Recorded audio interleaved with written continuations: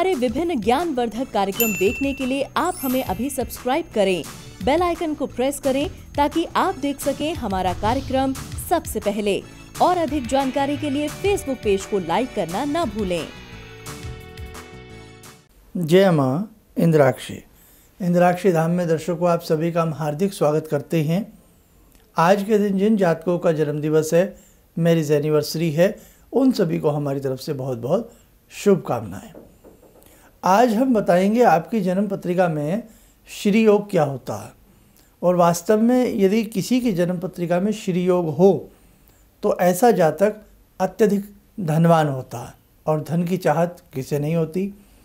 तो धनवान होना भी और उसकी कुछ पहचान भी क्या हमारी जन्म पत्रिका में होती है, आज हम आपको बताएंगे। आइए आज का पंचांग देख लेते हैं। 23 मार्च सन 2021 दिन मंगलवार, फाल्गुन मास, शुक्ल पक्ष, संवत 2077, तिथि नवमी, नक्षत्र पुनर्वसु, राहु काल 3 से 4:30, दिशा शूल उत्तर दिशा। अब देखो, वैसे तो कर्म प्रधान है, जितना अच्छा हम पुरुषार्थ करेंगे उतना ही हमारा जीवन बहुत अच्छे से व्यतीत होता है। जैसे हमारे हाथ की रेखाओं में भी कुछ ऐसे योग होते हैं जो हमें बताते हैं कि वास्तव में क्या धन हमारे पास रहेगा, हम धनवान होंगे या नहीं होंगे।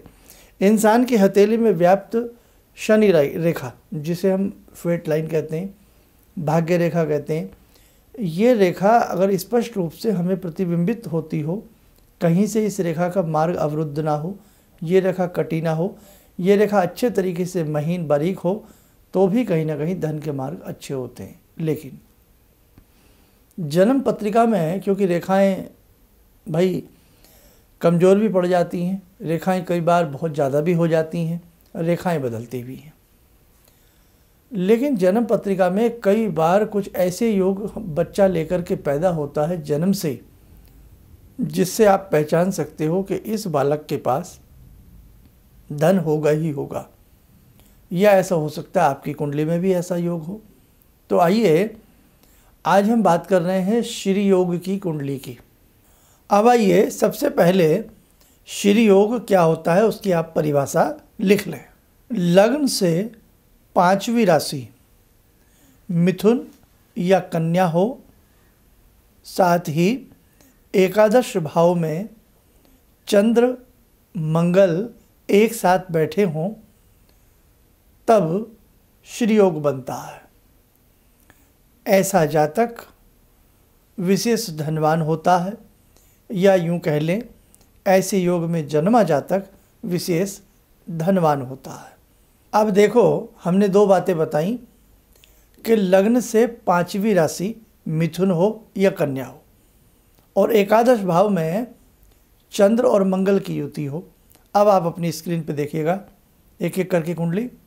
ये देखिएगा, इस जातक का कुंभ लगन है, लेकिन पंचम भाव में क्या नंबर है? 3 नंबर, यानी कि पंचम भाव में मिथुन राशि है, और एकादश भाव में चंद्र और मंगल बैठे हैं।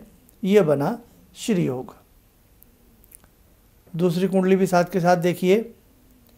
इस जातक का वृषभ लगन है, और पंचम भाव में कन्या राशि है, और 11वें घर में 11th हाउस में यानी कि एकादश भाव में चंद्र मंगल की युति है।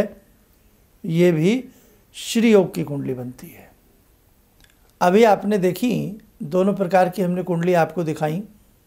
ईश्वर करे सबके कुंडली में ऐसे अच्छे अच्छे योग हों, तो बच्चा अपनी जन्म पत्रिका में अनेकों प्रकार के योग और कुयोग लेकर के पैदा होता है। एक मर्मज्ञ एस्ट्रोलॉजर इन सब बातों को पढ़ लेता है, जान लेता है और बता देता है।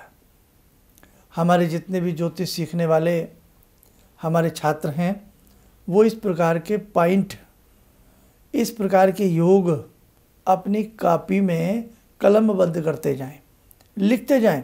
बहुत काम आएगा आपको ये सारी बातें। लेकिन खाली किसी योग को सुनकर के प्रसन्न नहीं होना चाहिए।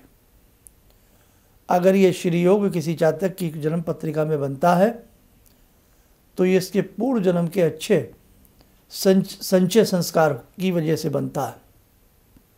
भाव कि पूर्व जन्म में उस जातक ने बहुत अच्छे कर्म किए हैं, इस जन्म में उसे अच्छे योगों के साथ जीवन जीना होगा।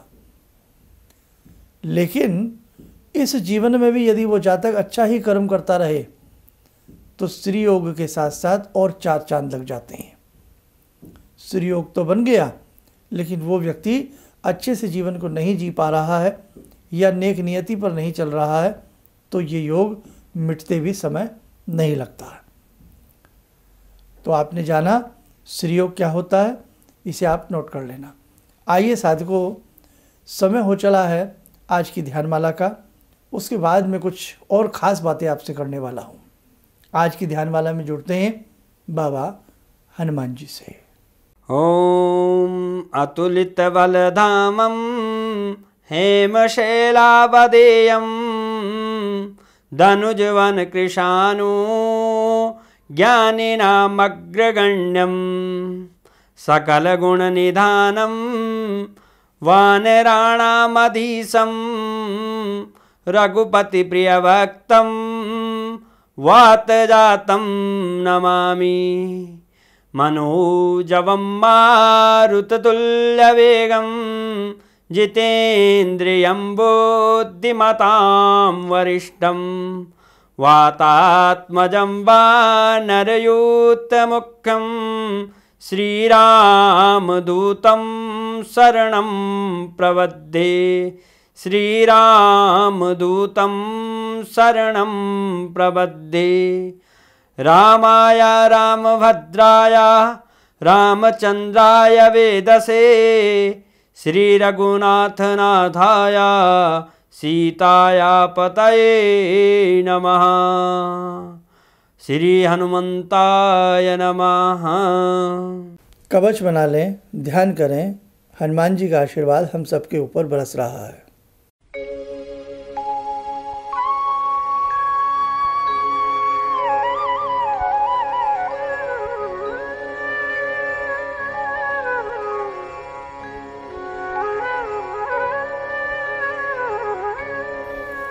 ओम बोलते हुए नेत्र खोलें, सामान्य हो जाए।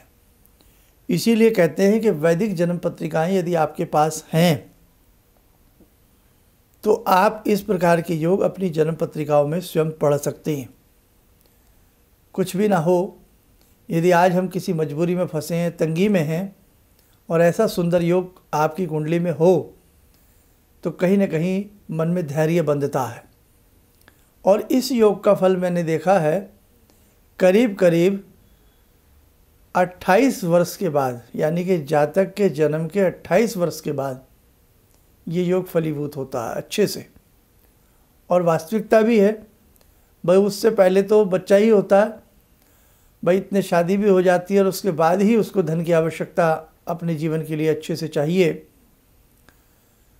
साधकों, समय समय पर ऐसे योग आप अपनी जन्म पत्रिकाओं में, अपने बच्चों की पत्रिकाओं में यदि ये योग हैं तो उन योगों को और बलवान करने के लिए समय समय पर हमें और कुछ ऐसे विशिष्ट उपाय जीवन में कर लेने चाहिए।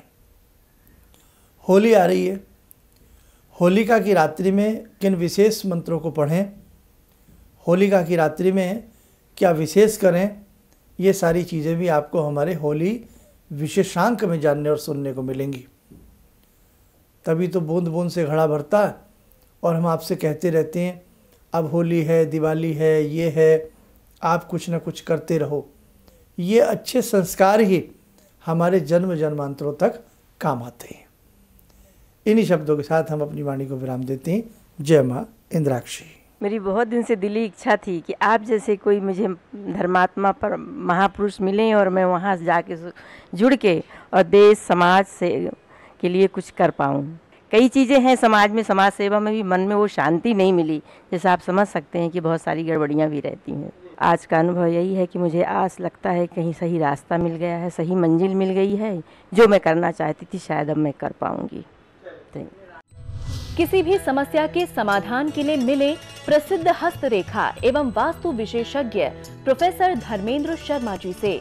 नोट, शिविर में भाग लेने हेतु एवं व्यक्तिगत रूप से मिलने के लिए कॉल करने का समय सुबह 10 बजे से शाम 6 बजे तक।